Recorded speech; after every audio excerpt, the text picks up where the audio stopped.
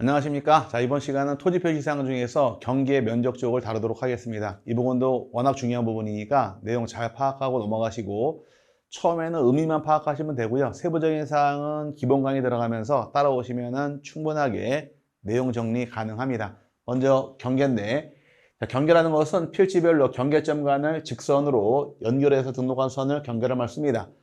경계점이라고 칭하는 것이 우리 용어 정리할 때 두 가지 있다고 배웠어요. 경계점은 종류가 선의 굴곡점이라는 것이 있었고, 또 하나가 XY 좌표, 이 두 개를 경계점이라는 말 사용을 하고, 이 두 가지를 직선으로 연결을 통해서 만든 것이 바로 경계가 만들어집니다. 경계점이라는 것은 경계점 간을 직선으로 연결하여 등록한 선을 경계라는 말 사용한다, 이렇게 묶어놓고 넘어가시고, 경계 정할 때 대통령령이 정한 것 원칙이 또 네 개가 나옵니다. 경계 누가 정하느냐? 경계 국가만이 결정한다 해서 경계 국정주의가 적용이 되며, 언제나 경계는 직선으로 표기하도록 규정하므로 경계 직선주의가 적용이 됩니다. 그 다음에 경계란 것은 양 필지를 나누는 역할을 하는 것이 경계 역할인데, 경계까지 나눌 수는 없다 해서 경계 불가분 원칙이 적용이 돼요. 나눌 수 없다, 불가분이 될 것이며, 축척 종대 원칙이라는 것은 하나의 경계가 축척에 다른 도면에 각각 실려 있을 때에는 축척이 큰 것이 정밀도가 높다 보니까 큰 거를 따라간다 해서 축척 동대 원칙이 적용이 됩니다. 이 네 개 원칙을 통해 정하겠다가 대원칙이 돼, 실제로는 출제하게 되면 아랫부분부터 출제하는 것이 내용이에요. 실제 지상에 건축물이 존재할 경우에 또는 구조물이 존재할 경우에 경계 어떻게 정할 것이냐, 지상 경계 결정에 대해서 25회 시험, 27회 시험, 29회 시험, 33회 시험에서 4번 나왔으니까 이 부분은 기본적으로 외우는 것이 사실 공부가 됩니다. 자, 기억번역이 연접되는 토지 사이에 높낮이 차이가 없을 경우에는 그 구조물의 중앙이 경계가 된다 해서 줄이게 되면 고조가 없을 때에는 중앙이 경계가 됩니다. 이 말 뜻은 필지와 필지 사이에 여기도 답이 있고 답이 있어요. 논과 논 사이에 논뚝이 경계로 존재할 경우에 양필지가 높낮이가 없습니다. 이때 경계가 어디이냐? 이때는 중앙이 경계가 되어서 가운데를 경계로 해서 양필지를 나누는 것이 경계가 됩니다. 그래서 줄이게 되면 높낮이가 없을 때는 고저, 무 중에서 이렇게 기억하시면 편해지고요. 반대로 높낮이가 있는 경우입니다. 높낮이가 있을 때는 경계가 어디로 가느냐? 구조물의 하단부를 경계로 칭한다가 내용이 되어서 고조가 있는 경우는 하단보다 이렇게 정하는 것이 두 번째 기준인데, 이 말 뜻은 우리가 다녀보시니까 집과 집 사이에 여기도 지목이 대가 되고 여기도 대가 됩니다. 이 두 가지 소지가 있을 경우에 윗집 아랫집에 높낮이가 존재해요. 이때 경계가 어디입니까? 물어봤을 때는 상단부 하단부 하단부 경계가 된다 해서 여기를 경계로 양필지를 나누게 됩니다. 그래서 높낮이가 없을 때는 고저 무 중, 높낮이가 있을 때는 고저, 유, 하 기억하시면 편해지고요. 그 다음에 이제 세 번째가 도로나 국어 등 토지에 절토된 부분이 존재합니다. 절토지라는 건 땅을 깎은 부분을 얘기하는데, 깎은다고 했을 때에는 경사면에 상단부를 경계로 취급한다 해서 이때는 절토지의 경우, 절토지는 상단부가 됩니다. 그럼 예를 들어서 산을 깎아가지고 도로를 만들었습니다. 여기가 도로인데 산이 이렇게 있다는 가정하에 도로를 깎게 되면 경계가 어디입니까? 물어봤을 때에는 다녀보실 때 이런 때 낙석주의란 말이 써 있어요. 이럴 때는 여기까지를 경계로 본다 해서 절토지는 상단부다, 이렇게 기억하고 넘어가시면 되고요. 그 다음에 네 번째가 토지가 해면 또는 수면에 접해 있는 경우에는 최대 만조이나 만수의 선을 경계로 인정하게 됩니다. 이때는 물이 꽉 차일 때 얘기하다 보니까 해수면의 경우는 해수면은 최대 만조이나 만수의 선에서 만 기억하시면 돼요. 가득 찼을 때가 경계가 됩니다. 그럼 바닷물 같은 경우는 서해안에 조서 간만의 차가 있는데 썰물시에 물이 쭉 빠져버리게 되면 갯벌이 많이 나와요. 그러다가 밀물시에 물이 꽉 차 있을 때는 최대 만조일 때에는 바다에 잠겨버립니다. 최대 만조일 중심으로 해서 경계를 정하는 것이 원칙이 되므로 해수면 만 기억하시면 되고요. 또 공유 수면 매립지 토지 중에서 제방등을 토지 편입하여 등록하는 경우에는 바깥쪽 어깨 부분을 경계로 취급한다 해서 정해지는데, 자, 바닷가를 매립을 해요. 그럼 제방을 쌓아서 매립이 들어갔을 경우에 토지 어디까지 볼 것이냐, 이 문제가 발생합니다. 이때 바깥쪽 어깨 부분이란 것은 여기까지를 토지로 보는 것이 내용이 되어서 여기는 바깥쪽 어깨 부분까지 본다 해서 이렇게 세분하시면 편해집니다. 그래서 네 글자로 줄여서 높낮이가 없을 경우에는 고저, 무, 중, 중앙, 높낮이가 있을 때는 고저, 유, 하, 절토지는 산을 깎은 지역은 상남부다 기억하시고 해수면은 만조이다 기억하시며 제방은 바깥쪽 어깨 부분을 상대로 취급한다 해서 이 부분을 출제를 워낙 많이 하는 부분이어서 여기 나오게 되면 기본적으로 서비스 문제가 됩니다. 수업 2번만 들으시면은 이건 다 외워져요. 외워지니까 이렇게 가볍게 이해하고 넘어가시면서 3번을 하시고 공부하시면 됩니다. 나중에 공부할 때 이거 이외에도 공부할 게 더 있어요. 지금은 이 정도 파악하고 넘어가시면 될 것 같고요. 자, 그 다음에 이제 토지 표시사항 중에서 네 번째가 면적입니다. 면적도 굉장히 중요한데, 자, 면적이란 것은 저희가 지적공부에 등록하는 필지 수평면적 넓이를 면적이라고 씁니다. 2차원적 실시하다 보니까 토지의 높낮이가 아무리 심하다 할지라도 수평 면적을 면적으로 보겠다가 면적의 정의가 됩니다. 면적은 측량을 통해 결정하게 되어 있는데 측량이라는 건 세부 측량을 통해서 결정하는 것이 내용이 돼 다만 경계보건 측량과 지적 현황 측량은 면적 측정하지 않는 것이 원칙이에요. 원칙인데 설명 다시 드릴게요. 다음의 경우 측정한다 해서 지적 공부를 복구하더라. 복구한다는 얘기는 지적 공부가 물리적으로 멸실 훼손 시의 경우 예를 들어서 지적소관청이 보관하고 있는 지적 공부가 화재로 소실돼 버렸습니다. 다시 만들어야 돼요. 만드는 것을 복구라 말 쓰는데 복구할 때 면적이 구해지지 않을 당시에는 측량을 통해 결정하므로 대상에 포함되어 있고요. 신규 등록, 등록 전환, 분할, 축척, 변경 전부 다 측량을 통해서 면적 새로 결정합니다. 그 다음에 등록되어 있는 면적 또는 경계를 정정하는 경우도 대상이 포함이 되고 도시개발 사업이 끝났어요. 그럼 이때 측량하는 것을 무엇이라 배웠느냐? 지적 확정 측량 실시하는 경우에도 면적 다시 결정합니다. 주의할 것이 4번인데 경계보건 측량, 지적 현황 측량 원칙이 면적을 측정하지 않습니다.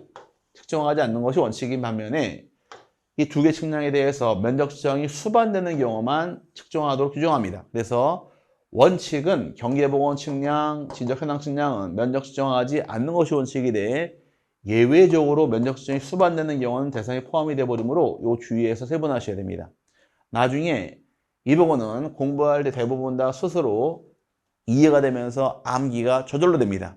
일부러 외우십시오 안 하고 나중에 측량 쪽을 배우게 되면 측량을 실시하느냐 하지 않느냐 이 기준에 의해서 공부가 되는 부분이 있으니까 외우지 않으셔도 상관없고 기본적으로 그냥 면적이라는 것은 이런 경우 결정한다는 걸 파악하시면 되는 것이며 세부적인 사항은 스스로 암기가 되니까 믿고 따라오시길 바랍니다. 그 다음에 면적 결정할 때 면적 어떻게 결정합니까? 면적은 제곱미터를 결정하는 것이 내용이에요.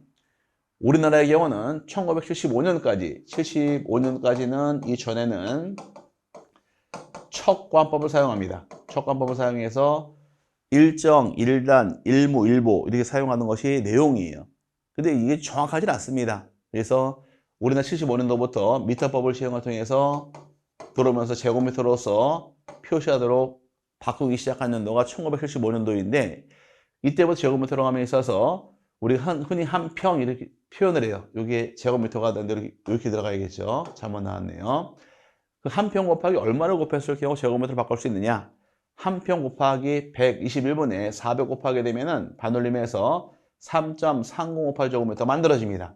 그러면 한 평 곱하기 흔히들 얘기할 때 3.3 곱하면 돼. 그게 아니에요. 정확하게 바꾸는 것은 한 평 곱하기 얼마 하셔라? 121분에 400을 곱합니다. 그럼 나중에 계산기에다가 400 나누기 121을 때리게 되면 반올림해서 3.305785이 쭉 나가는 것을 반올림한 값이 되어서 8로 나오다 보니까 요거를 상식적으로 이해하실 부분이에요.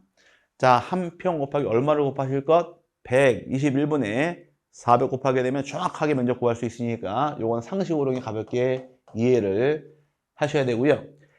면적을 등록함에 있어서 면적은 제곱미터로 등록하는 것이 내용이 돼 축척 따라 단위가 바뀝니다. 축척의 분모가 일반 축척 1000단위가 있어요. 일반 원칙이라는 것은 축척 분모가 1000단위를 얘기합니다. 그래서 종류가 1000분의 1, 1200분의 1, 2400분의 1, 3000분의 1, 6000분의 1의 경우 전부 다 분모가 얼마짜리냐? 1000단위가 됩니다. 그 다음에 이번에 지적도 추척이 600분의 1 지역과 경계점 좌표등록 시행지역은 여기 100단위를 얘기하는 겁니다. 100단위 추척이 둘로 나눠지는 거예요. 분모가 1000단위이냐 분모가 100단위이냐. 1000단위 100단위의 경우에 단위가 바뀝니다. 1000단위는 얼마까지 등록하느냐? 1 제곱미터 단위 면적으로 등록하게 되어 있고 100단위의 경우 0.1 제곱미터가 단위가 되어서 1 제곱미터 이하 한 자리까지 등록하더라. 이 말 뜻은 이하 한 자리라는 얘기는 0.1 제곱미터가 단위 면적으로 결정하도록 규정을 합니다. 그럼 1000단위 면적은 얼마까지 구하시고 1 제곱미터까지 구하라는 얘기이고 100단위의 경우는 0.1 제곱미터까지 구하는 것이 방법이 되어서 두 개가 기준이에요. 한 번 더 1000단위 얼마까지 구한다? 1제곱미터 100단위는 0.1 제곱미터가 단위 면적이니까 이 두 개 큰 틀 잡으시고 결정하셔야 됩니다. 근데 문제는 면적 구함에 있어서 1까지 나와주면 돼요. 예를 들어서 15 제곱미터 나왔더라. 그럼 손댈 필요가 없습니다. 딱 맞게 나왔어요. 근데 문제는 15.5 이렇게 달고 나오는 경우가 있게 됩니다. 이런 경우 어떻게 처리할 것이냐? 그럼 1까지 자른 상태에서 뒤에 붙은 이 숫자를 올리고 버리고 결정하는 것이 내용입니다. 이때 처리 방법은 5사 5입법을 채택을 해요. 흔히 우리가 4사 5입법이라는 얘기는 4m로 버리고 5 이상 올리는 경우를 4사 5입 그러는데 이 4사 5입이 우리 게 아닙니다. 일본에서 넘어온 거예요. 우리나라는 5사 5입을 채택을 하는데 알고 나면 되게 쉽습니다. 그래서 이제 요게 그 뜻인데 토지 면적 1제곱미터 미만의 끝수가 있을 때 어떻게 처리하느냐? 이때는 0.5 제곱미터 미만일 때는 버립니다. 버리고 0.5 제곱미터를 초과하는 경우는 올립니다. 그럼 예를 들어서 15.6이 나온 경우와 15.4가 나온 경우에 얼마입니까? 물어봤을 때는 구하고자 하는 숫자를 자르셔야 돼요. 난 얼마까지 구하느냐? 1000단위니까 1까지 구한다. 그러면 0.5를 중심으로 해서 0.5를 초과하는 경우는 올리고 미만일 경우는 버려라. 그럼 여기 0.5 미만이네요. 버려버려서 15로서 결정하는 것이 면적이고 위에는 0.6이니까 0.5 초과했네요. 이때 올라가면서 16으로 결정하겠다가 내용이에요. 그럼 초과하면 올리고 미만은 버려라. 어렵지 않죠? 근데 문제는 0.5가 딱 나온 경우 어떻게 할 겁니까? 이게 문제예요.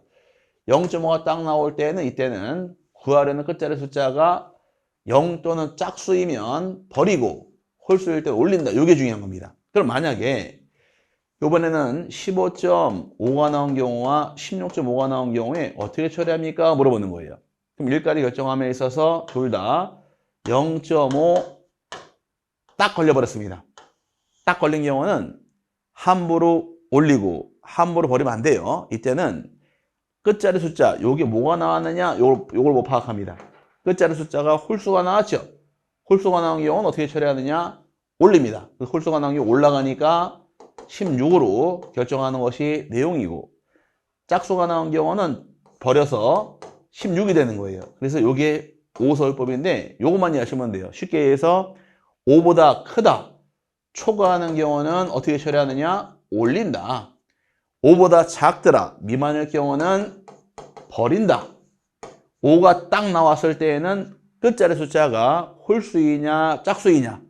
홀수일 경우는 홀딱 올리는 것이고 짝수일 경우는 쫙 버리는 겁니다.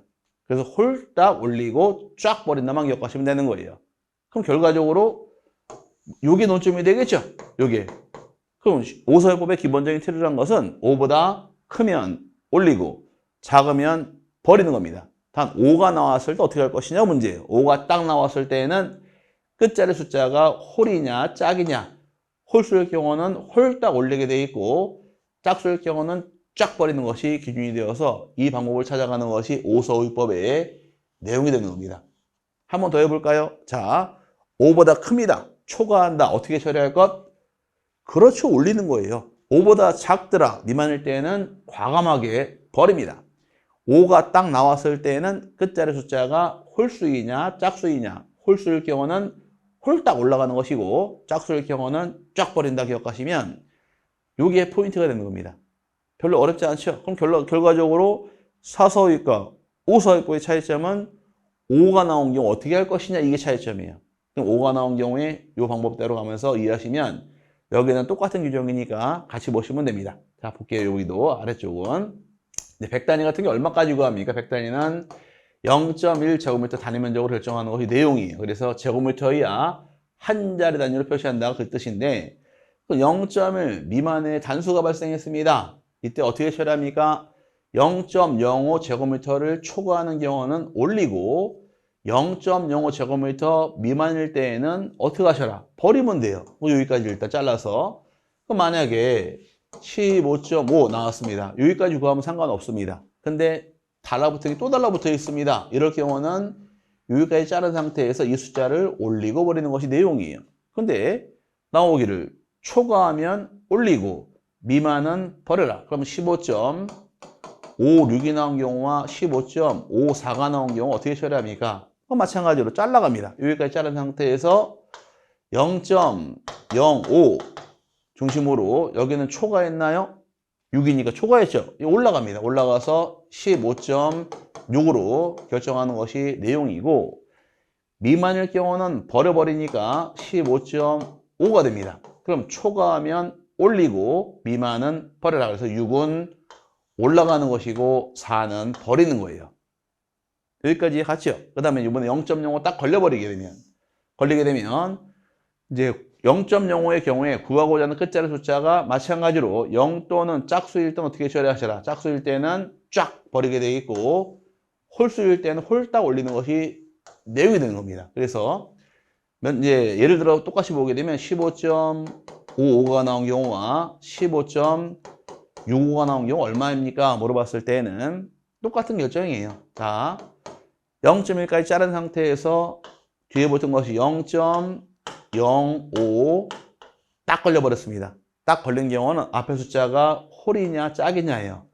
홀수일 때는 그렇죠. 홀딱 올라가니까 15.6으로 결정하는 것이 내용이고 짝수일 경우는 쫙 버려버리니까 15.6이 되는 겁니다. 이렇게 가는 것이 내용이 되어서 이 부분의 경우는 기본적으로 수업 2번만 들으시면 다 아는데 문제는 기준이 중요한 거예요. 기준이 1000단위 얼마까지 결정하느냐. 1000단위는 1제곱미터까지 결정하더라. 기억하셔야 되고 100단위는 0.1제곱미터가 단위 면적에다 기억하고 넘어가시는 게 내용이 되는 겁니다. 그러다 보니까 1000단위에서 1제곱미터 미만 나오더라. 무조건 1로 가는 것이고 100단위는 0.1 미만 나오더라. 무조건 0.1로 가도 규정하고 있으니까 기준 면적 1000단위 얼마까지 가더라?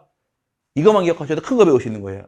1000단위는 1제곱미터 기억하시고 100단위는 0.1제곱미터까지 등록하더라. 이렇게 기억하고 넘어가시면서 이 틀 잡는 것이 워낙 중요합니다. 그 다음에 틀 잡으신 다음에 오서유법 적용시키면서 초과 미만 5일 때 따져가면 되되 가장 중요한 것이 5가 딱 나왔을 때 어떻게 할 것이냐.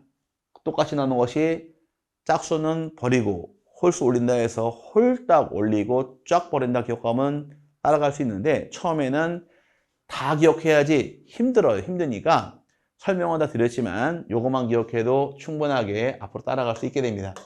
이것 말고도 또 기본서 공부할 때 면적 정한 방법이 정해져 있으니까 세분하시면 좋을 것 같습니다. 여기까지가 면적 기본 개념으로서 설명을 드렸고요. 자, 기본 개념 한 번 더 외십니다. 1000단위 얼마까지 결정합니까?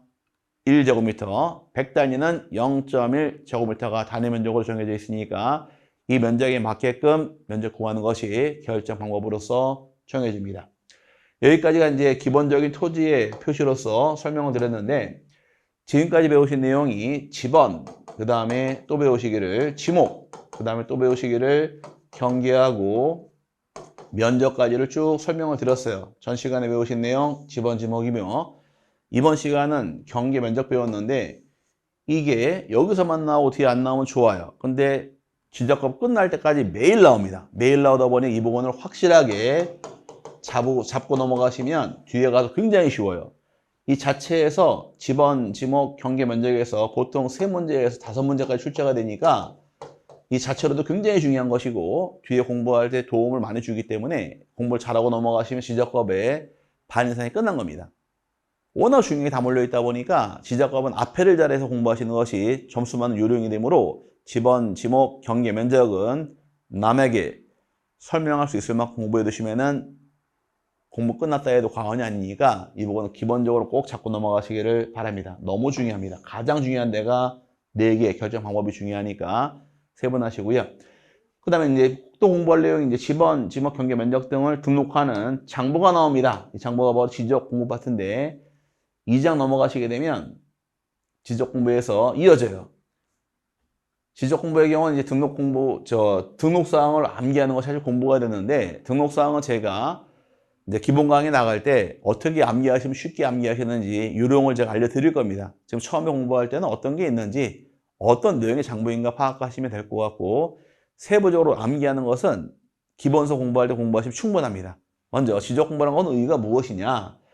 토지대장이나 임야대장이나 공유지역명부, 대지권 등록부, 지적도, 임야도 및 경계점, 좌표 등록부 등 지적 측량 등을 통하여 조사된 토지의 표시와 해당 토지의 소유자 등을 기록한 대장 및 도면을 말한다 규정하고 있는데 이 안에 정보처리 시스템을 포함을 해서 8가지 지적 공부가 만들어집니다. 이 중에서 흔히 대장이라고 칭하는 것이 몇 개가 있느냐? 대장은 4개가 존재해서 여기까지 대장이라고 말씀니다. 그래서 대장은 토, 임, 공, 대 4개를 대장이라고 불러요. 그럼 대장은 몇 가지가 있더라? 4개가 있더라. 그래서 대장에는 종류가 토지대장이 있고 임야대장이 있으며 공유지역명부에 그 다음에 대지권 등록부에서 4개를 의미하더라. 대장은 줄여서 토, 임, 공, 대 4개를 대장이라고 말씀니다. 이 대장 4개 등록할 사항이 어떤 것이 등록되느냐 여기를 암기하시는데 뭐 책에 나온 내용을 다 암기하면 좋을 것 같아요. 따로따로 외웠다가 너무 힘듭니다. 몇 년 가도 못 외워요. 근데 나중에 이렇게 외우십시오 그러면 5분이면 다 외울 수 있으니까 그건 제가 약속드리고 기본서 나왔을 때 암기시켜 드릴 테니까 믿고 따라오시되 그냥 기본 개념만 좀 이해하시면 편해집니다. 먼저 대장에 대해서 나온 것이 토지대장이랑 임야대장인데 자, 토지대장과 임야대장 같은 경우는 우리나라가 반드시 다 갖고 있어야 됩니다. 둘 다 하나를 반드시 가져야 돼요. 그럼 토지대장에 등록하는 토지란 것은 임야대장에 등록한 토지를 제외한 토지가 등록하는 것이고 임야대장에는 뭐가 나오느냐 반대로 이해하시면 되겠죠. 토지대장에 등록한 토지를 제외한 토지가 임야대장 나오기 때문에 토지대장에는 어떤 토지입니까? 물어봤을 때 임야대장 가진 토지를 제외한 것이 토지대장이에요. 임야대장은 토지대장 가진 토지를 제외한 나머지 토지 임야대장 나오다 보니까 둘 중에 하나 반드시 갈 때 둘 다 가질 수 없게 되어 있으니까 주의를 하셔야 되고요. 등록한 사항은 이제 기본적으로 10가지 이상 쭉 달고 나오는데 여기를 기억하실 공부입니다. 먼저 토지의 소재와 지번이 나와요. 소재는 행정구역상 시도, 시군구, 읍면, 동리까지를 적어줍니다. 그럼 시도, 시군구, 읍면, 동리까지를 쭉 적어주는 내용이에요. 어디 위치하고 있느냐 확인했으면 이번에는 지번을 확인합니다. 지번은 10번 또는 10의 1번 또는 임야대장의 경우는 산 10번, 산 11번에서 지번이 이렇게 표기가 됩니다. 우리가 지번 공부할 때 지번은 아랍에서로 표기하더라. 단 임야대장, 임야도의 경우 지번 앞에 산자가 붙는다 배운 게 있으니까 이런 식으로 지번 표기될 것이며 지목이 나옵니다. 지목은 전, 납, 과수원 등 나올 것이고 면적이 따라 붙어요. 면적은 1000단위 얼마까지 결정하더라? 그렇죠. 1제곱미터, 100단위는 0.1제곱미터에서 요 기본적으로 토지가 관한 사항이 소재, 지번, 지목, 면적을 등록하게 되어 있고 또 이 토지 소유자가 누구인가 소유자가 관한 사항이 나와요. 소유자에 대해서 성명, 주소, 주민번호가 쭉 따라붙게 되어 있고 그 다음에 고유번호가 따라붙습니다. 고유번호의 경우는 토지 전산 입력을 위해서 붙이는 건 고유번호인데 총 19자를 구성하도록 규정을 해요. 19자를 구성하게 되어 있는데 앞에 10자리 붙습니다. 여기서 여기까지가 10자리인데 10자리의 경우는 요거는 행정구역을 의미합니다. 앞에 2자리가 시도, 시군구, 읍면동, 리 그럼 하나 부족하죠.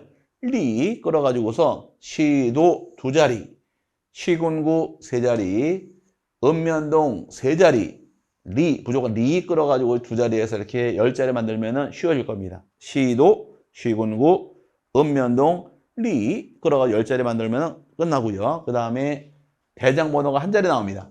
이게 중요한 것이고요. 대장 번호가 설명드릴게요. 그 다음에 지번이 본번이 4자리, 부번이 4자리에서 지번이 8자리로 부여가 됩니다. 그럼 이 토지 지번은 123에 7로서 확인되는 것이 내용인데 행정구역은 앞에 몇 자리더라?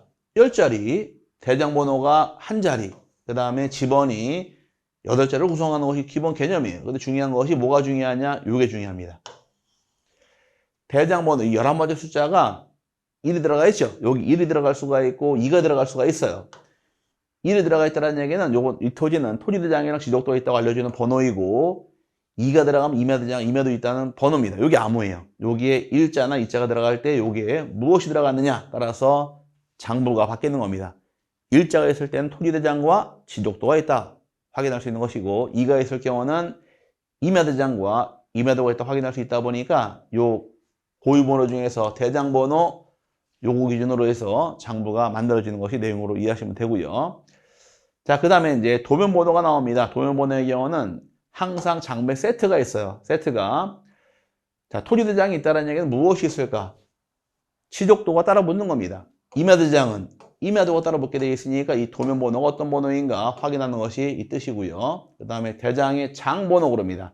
대장이 한 장에 2장 이상일 경우는 앞장, 뒷장 확인해야 되니까 페이지를 명시하는 것이 뜻이에요. 그래서 장번호는 뭐를 의미하느냐? 대장의 페이지로서 이해하시면 되고요.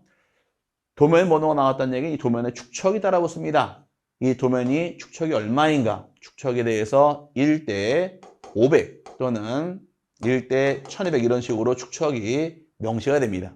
그 다음에 토지이동 사유가 명시가 됩니다. 토지이동 사유라는 것은 이제 신규 등록, 분할, 합병이 있을 경우에 분할이나 합병을 언제 했는지 이런 사유를 쭉 적어주는 것을 토지이동 사유라고 불러서 이 토지가 바뀌어오는 과정을 이해할 수 있게 되는 것이며 그 다음에 토지 소유자가 바뀐 날짜를 확인하기 위해서 토지 소유자가 변경된 날과 원인이 따라 붙어요.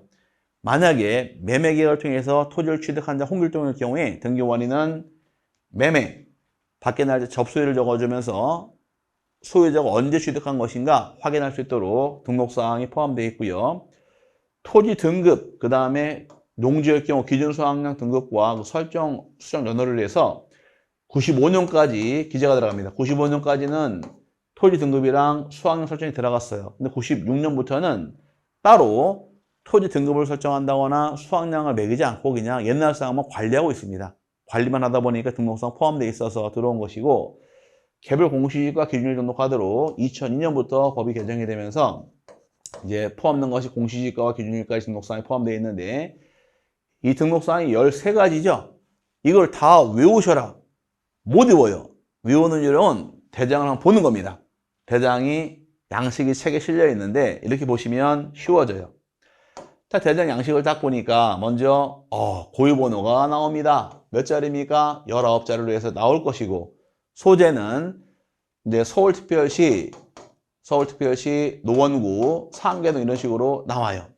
지번이 50번지일 경우 50 찍힐 것이며 축척은 1대 500 이런 식으로 축척이 명시가 됩니다. 그 다음에 도면번호, 이 토지 50번지가 도면 5번 도면 실려있더라. 5번 도면 실려있을 것이며 장번호가 한 장짜리일 경우는 1에 1 써 있습니다. 1 써 있다는 얘기는 이건 한 장짜리고 앞면 한 장이다 이렇게 확인할 수가 있고 요거 발급번호 처리시각 발급자의 경우는 요거 등본 교부할 때 확인하기 위해서 써놓은 것이 그 내용으로 이해하시면 되고요. 토지 표시안에는 지목이라는 것이 나오게 되어 있고 면적이 나올 것이며 사유가 나와요. 지목은 예를 들어서 전일 경우에 01 전이란 말 쓸 것이고 면적은 500제곱미터라고 나왔다 가정을 합니다. 사유는 뭐 분할합병이 있을 경우에 신규 등록 등이 있다. 그럼 신규 등록한 날짜가 쭉 찍힐 것이고 그 다음에 소유가 바뀐 날짜가 나와요. 바뀐 날짜는 2023년 11월 1일날 바뀌었다 가정을 하고 주소는 찍히겠죠. 주소가 뭐 서울시 도봉구 방학동 몇 번지다 이렇게 나올 것이며 이 소유자가 쭉 나옵니다. 주민번호가 뭐 71년 쭉 나오겠죠. 예를 들어서 변동원은 매매라고 가정을 하고 홍길동이 주인이다 이렇게 쭉 찍힙니다. 그 다음에 등록, 요게 기본 개념이에요. 가만히 놓고 보니까 요거만 보더라도 서울시 노원 상계동 50번지의 토지에 대해 토지대장인데 이 토지의 도면번호가 5번이 될 것이며 축척이 500분의 1 도면을 갖고 있더라. 그럼 이 토지에 대해서 지번 확인했고 지목과 면적과 등록을 언제 했는가 확인할 수 있으며 이 토지 소유자가 누구인가를 확인하도록 기록하는 것이 등록상 포함되는 거예요. 이거 이외에도 따라보는 것이 이제 토지 등급, 그 다음에 기준상의 등급 설정하게 되어 있고 공시지가와 그 기준일까지 등록하는 것이 내용이 되어서 이 대장을 보시면서 어떤 게 뭐가 있는가 눈을 한번 익혀 놓으신 다음에 등록사항을 이렇게 올라가서 하나씩 파악하시면 쉬워집니다. 이 등록사항이라는 것은 결과적으로 토지대장 양식에 나와 있는 이 내용들을 하나씩 뽑아가지고서 1번 소재, 2번 지번, 3번 지목, 4번 면적 붙인 게 불과하다 보니까 양식을 한번 눈을 확 훑어본 다음에 등록성이 어떤 게 있는지 이렇게 파악하시면 충분하게 내용 파악할 수 있으니까 양식을 한번 훑어보신 다음에 등록사항을 공부하시면 더 쉬울 수가 있습니다. 자, 그 다음에 볼 것이 이제 다음 대장인 공유지 여명부로서 넘어가는데, 자, 공유지란 얘기는 토지 소유자가 2인 이상일 경우에, 그럼 2인 이상일 경우 작성하는 것이 이 장부예요. 토지 소유 2명 이상일 때 토지대장과 임야대장에는 어떻게 기재하느냐? 기재할 때 우리가 연예인 부부 중에서 장동건, 고소영 씨가 한 부부죠. 그럼 이제 둘이 공유일 때는 이 토지대장, 임야대장에는 고소영 외 1인 이렇게 기재합니다. 그럼 이렇게 대장에 기재했을 경우에 1인이 누구인지, 그 다음에 각자의 소유자에 대해서 지분이 얼마큼인지 확인하기 위해서 만드는 장부가 바로 무엇이냐? 공유지 연명부예요.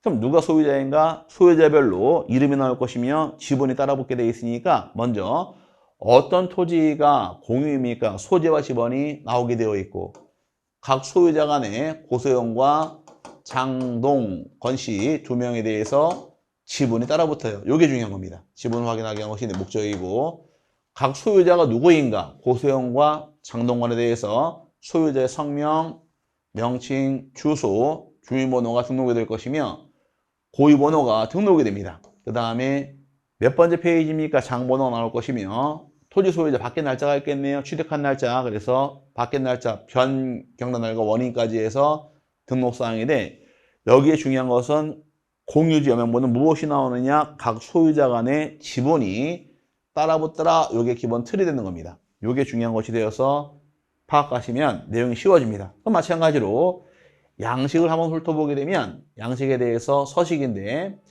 고유번호 19자리 나올 것이고요. 소재는 서울시 노원구 상계동 나올 것이고 지번은 50번지다 라고 나와 있으며 장번호 1회를 써있다 가정합니다. 그 다음에 소유가 지분 나오겠죠. 소유자가 누구인가 나옵니다. 소유자가 예를 들어서 이제 소유자 주소가 어디로? 서울시 강남구로 갈까요? 서울시 강남구 삼성동 뭐 50번이 살고 있습니다. 예를 들어서 가정하고 등록번호가 주민번호가 고소영 씨에 대해서 나와요. 고소영 씨가 74년생 쭉 나왔다 가정 예를 들은 겁니다.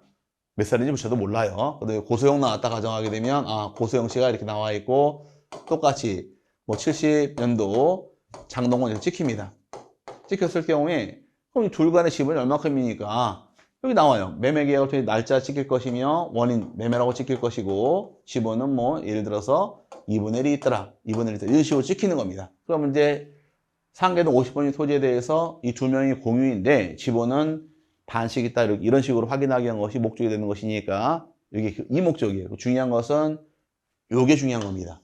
그럼 공유자 명부의 경우는 토지가 공유일 당시에 공유자 간에 이름이 나올 것이며 각자 지분을 확인하기 위한 것이 이 장부의 목적이다 이렇게 이해하시면 장부의 목적 따라 등록사항을 파악할 수 있는 좋은 점이 있으니까 이렇게 이해하시면 쉬워지고요. 또 마지막 대장이라는 것이 정해지는데 대지권 등록부가 또 나옵니다. 대지권이라는 얘기는 이제 아파트를 구입함에 있어서 아파트 전유 부분 이외에도 대지 지분이 있어요. 여러분 아파트 구입할 때 살고 계신 아파트 건물이 있는 반면에 토지에 대지의 지분이 존재합니다. 그 대지 지분이 대지권이라만 쓰는 거예요. 그럼 대지권이라는 것은 아파트 평수마다 조금씩 다르죠. 24평 사시는 분은 예를 들어서 얼마큼의 지분이 있게 되면 33평 사시는 분은 더 많을 것이고 50평은 더 많을 겁니다.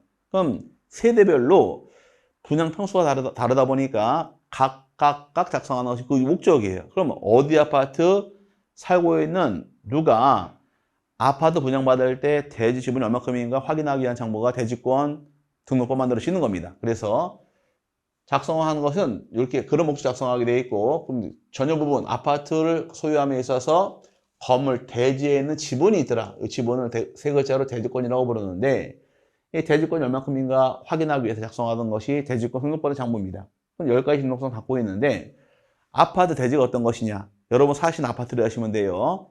소재와 지번 나옵니다. 그 다음에 내가 아파트 분양받을 때 대지에 지분이 있더라. 얼마큼 있습니까? 1000제곱미터 중에서 60만큼만 존재합니다. 가정을 해요. 소유자가 누구입니까? 성명 등이 나올 것이고, 그 다음에 고유번호 나올 것이며, 전혀 부분 건물 번호가 나옵니다. 우리 집은 몇 동 몇 호인가? 101동 501호 우리 집이다 가정을 하고, 명칭은 현대아파트입니다 라고 가정을 해요. 다시 그려드릴게요. 그 다음에 몇 번째 페이지입니까? 장번호가 나오게 되어 있고, 이 소유자 바뀐 날짜가 나올 것이며, 원인도 등록하게 되어 있고, 지분까지 나옵니다. 아파트가 공유일 때, 아파트가 공유일 당시에는 각 소유자별 지분이 따라붙는 것이 내용인데, 이건 외우는 게 어떻게 정리하면 쉬워지느냐? 여러분이 사시는 아파트 한번 그려보시면 됩니다. 예를 들어서 이렇게 해서 상계동 50번지 안에 아파트가 존재해요. 이 아파트 이름은 현대아파트이고, 우리 집은 101동 501호가 우리 집입니다. 101동 501호가 우리 집인데, 이 아파트 소유자가 누구입니까? 홍길동이 소유자예요. 홍길동이 이 집을 매입함에 있어서 2023년 9월 1일 날 매매 계약을 통해서 취득했습니다. 등기하고. 근데 아파트 취득 홍길동 입장에서는 아파트 이외에 대지 지분이 존재해요. 대지 지분이 1000분의 60이라는 지분이 있게 되면 요거로 확인할 수 있는 것은 현대아파트 101동 501호를 홍길동이 매매를 통해 취득했는데, 그럼 아파트 이외의 대지의 지분이 얼마큼이 있더라? 1000분의 60이 있다고 확인하는 것이 그 뜻이에요. 그럼 이렇게 여러분 사시는 아파트 한번 그릴 수 있나요? 이렇게 요거만 그리시면 등록상 다 외운 거예요. 자, 그럼 첫 번째 소재가 어디가 될까?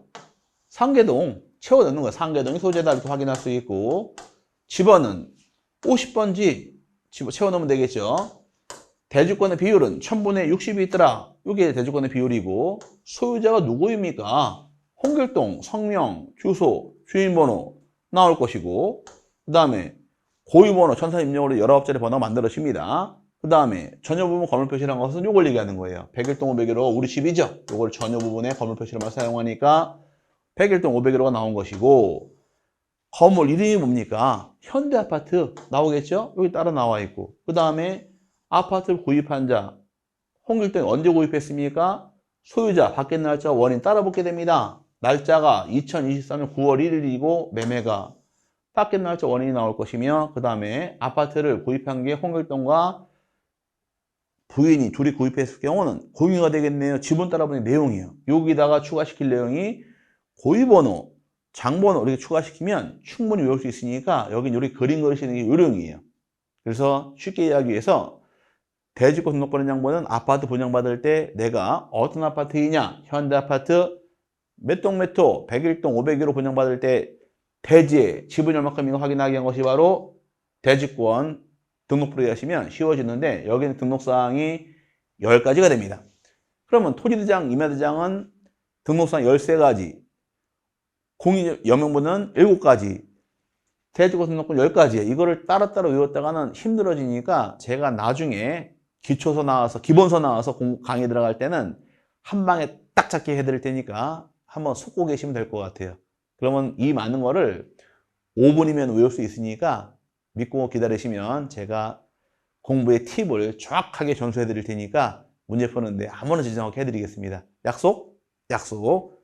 5분에도 찍고 동공인식까지 했으니까 약속 지키겠습니다. 여기까지 대장에 관한 사항을 배웠습니다. 대장에 관한 사항은 너무 중요해서 여기까지 세분하시는데 출제는 거의 매회 합니다. 대장에 대해서 출제가 매번 나오니까 잘 정리하고 넘어가시고, 이번 시간은 대장까지 보도록 하고요. 다음 시간에는 이제 양식까지 봐드릴게요. 양식은 대주거 등록번 양식이 유리에 찍혀 있게 됩니다. 그래서 고유번호 나올 것이며, 소재가 상계동 앞에 말 생략하고 50번지, 태주권의 비율은 1000분의 60이다 가정을 합니다. 그 다음에 전혀 부분은 101동 501호다 가정을 하고, 건물 명칭은 현대아파트 이런 식으로 채워나가는 겁니다. 이렇게 채워나가게 되면 등록상 확인할 수가 있는 것이고요. 지번이 많이 나와 있네요. 아파트 대지 지번이 하나의 필지가 될 수도 있지만, 땅이 큰 경우는 여러 개 필지가 구성이 될 수 있다 보니까 여러 개가 있게 되면 채워주면 되는 것이고요. 그 다음에 아파트 소유권 지분, 아파트 공유일 당시 지분 따라 붙게 되어 있고, 소유자에 대해서 성명과 주소와 주민번호 기록하면서 몇 동 몇 호 사는 소유자 누가 아파트 101동 501호 분양받으면서 대지 지분 얼마큼이 확인하기 위한 것이 대지권 등록부 역할이다 이렇게 이해하시면 쉬워질 겁니다. 먼저 공부하는 것이 그림을 그리시면 돼요. 막 그냥 대고 외우는 것도 방법이 되겠지만, 이제 지금 그림 그리시면서 이런 정보 왜 언제 만들 것이냐 조금만 이해하시면 등록 사항이 또 쉽게 정리될 수 있으니까 그렇게 정리하도록 하고요. 이번 시간 여기까지 보도록 합니다. 다음 시간은 도면서부터 나갈 테니까 이번 시간 배우신 내용도 약속, 책 2번 읽어보는 것이 약속으로 이해하시고 넘어가시되, 한 번쯤 상상해 보세요. 공유지 연명부 왜 만들까? 언제 만들까? 대주거 등록부란 것은 언제 만들까? 그 다음에 경계란 것은 어떻게 정할 것이냐? 면적은 얼마까지 결정할 것이냐? 이번 시간에 배운 내용 한번 스크린 하시면은 좋은 성과가 있을 겁니다. 고생하셨고요. 다음 시간에 다시 또 뵙도록 하겠습니다. 감사합니다.